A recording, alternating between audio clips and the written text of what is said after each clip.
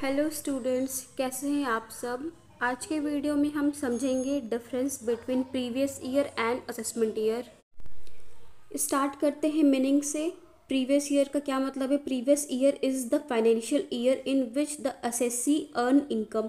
Previous year financial year होता है। Financial year मतलब 1 अप्रैल से 31 मार्च को जब एक इंडिविजुअल पैसा कमाता है उसको बोलते हैं प्रीवियस ईयर। देन आता है assessment year. Assessment year is the financial year in which the income of the assessee earn during the previous year is evaluated and taxed.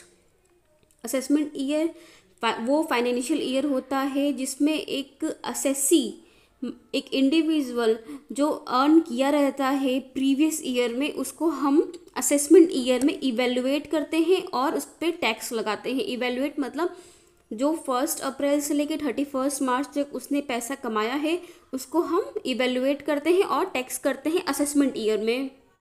Next point है हमारा what is it, the year to which income belongs. Previous year मतलब जिस साल हमारा जो income है वो belong करता है। जैसे हमने 1 अप्रैल 2022 में स्टार्ट किया है तो 1 अप्रैल 22 से 31 मार्च 23 तक हमारा वो पैसा जो रहेगा वो प्रीवियस ईयर कहलाएगा। और असेसमेंट ईयर की बात करें, the year in which income tax liability for the previous year arises.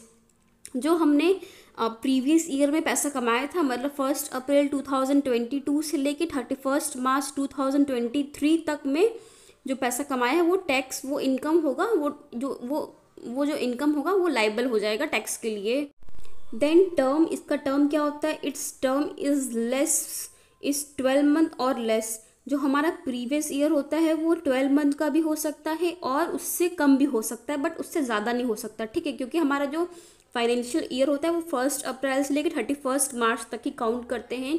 उस ड्यूरेशन में जितना भी एक इंडिविजुअल पैसा कमाया है वो इवेल्युएट होगा नेक्स्ट असेसमेंट ईयर में। अब हम इसको एक डायग्राम के थ्रू समझेंगे।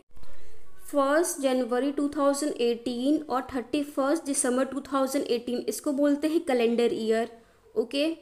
फिर यहाँ पे लिखा है 1 जनवरी 2019 और 31 दिसंबर 2019, इसको भी हम कैलेंडर ईयर कहते हैं। अब बात करेंगे फाइनेंशियल ईयर क्या होता है। देन 1 अप्रैल 2018 से लेके 31 मार्च 2019 को हम बोलते हैं फाइनेंशियल ईयर। इस साल जो एक इंडिविजुअल ने पैसा कमाया है उसको बोलेंगे हम प्रीवियस ईयर। और इस साल का जो इनकम होगा वो नेक्स्ट फाइनेंशियल ईयर में टैक्स होगा, उसको हम इवेल्युएट करेंगे कितना पैसा कमाया गया था इस प्रीवियस ईयर में। इस प्रीवियस ईयर का जो इनकम होता है वो इस साल असेस करके हम लोग उस पर टैक्स कैलकुलेट करते हैं, इसको बोलते हैं असेसमेंट ईयर। असेसमेंट ईयर क्या होगा, 31 मार्च 2019 से लेके 31 मार्च 2020 तक होगा असेसमेंट ईयर। तो इस साल का जो कमाया हुआ पैसा है वो इस साल हम उसको असेस करके इवेल्युएट करेंगे। अब इस सबसे पहले टॉप में मैंने एक बनाया था डायग्राम, ये लिखा हुआ है इनकम अर्न। तो इनकम अर्न को बोलते हैं प्रीवियस ईयर और इनकम टैक्स को बोलते हैं असेसमेंट ईयर, ओके। तो यहाँ से आपको ये समझ में आ रहा होगा, ये फिगर मैंने ऊपर बना दिया था बट यहाँ पे उसका एकदम क्लियर है कि ये प्रीवियस ईयर मतलब जिस साल इनकम होता है और असेसमेंट ईयर जिस साल इनकम हम लोग टैक्स कराते हैं, ओके। आपको कहीं भी डाउट होगा तो मुझे कमेंट करके पूछिएगा।